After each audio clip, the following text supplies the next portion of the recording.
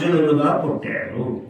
ఈ నరనారాయణులిద్దరు మహాత్ములు, సామాన్యులుగా నరనారాయణులిద్దరు. వాళ్ళు ఒకసారి తపస్సు, ఎప్పుడు తపస్సే నరనారాయణులిద్దరు. ఒక చోట తపస్సు చేసుకుంటూ కూర్చున్నారు. ఒక బ్రాహ్మణుడు వచ్చాడు. అయ్యా, నాకు చాలా ఆకలిగా ఉంది, ఆహారం పెట్టండి అన్నాడు. అంటే నారాయణుడు ఇట్లా చూశాడు. ఏమయ్యా బ్రాహ్మణుడా, నీవు స్వస్వరూపంతో వచ్చి అడిగినా ఇస్తాను కదా, ఇలా మారువేషంలో ఎందుకు రావాలి అన్నాడు. వచ్చినవాడు యజ్ఞేశ్వరుడు, అగ్నిదేవుడు వచ్చాడు రూపం మార్చుకుని.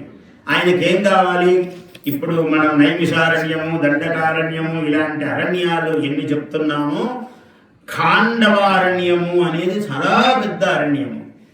ఖాండవ వనం చాలా పెద్ద అరణ్యము.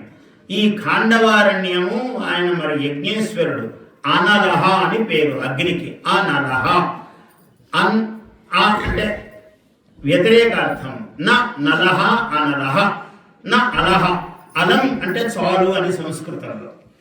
ఆయన ఏమి ఇచ్చినా చాలు అన్నాడు. యజ్ఞేశ్వరుడు ఎందుకు చాలు అంటాడండి? మీరు అగ్నిలో ఏమి వేసినా చాలని ఎందుకంటాడు? ఎన్ని వేసినా వెయ్యాలి ఆయనకు. ఇంకా మండితో ఆహారం స్వీకరిస్తూనే ఉంటాడు ఆయన. ఆయన చాలు అని అన్నాడు. ఆ చాలు అని అనకపోవటమే అనలహ అన్నాడు. అలం అని చెప్పని వాడు. ఏమి ఇచ్చినా అలం అన్నాడు. అలం అని అంటే చాలు చాలు అని సంస్కృతం.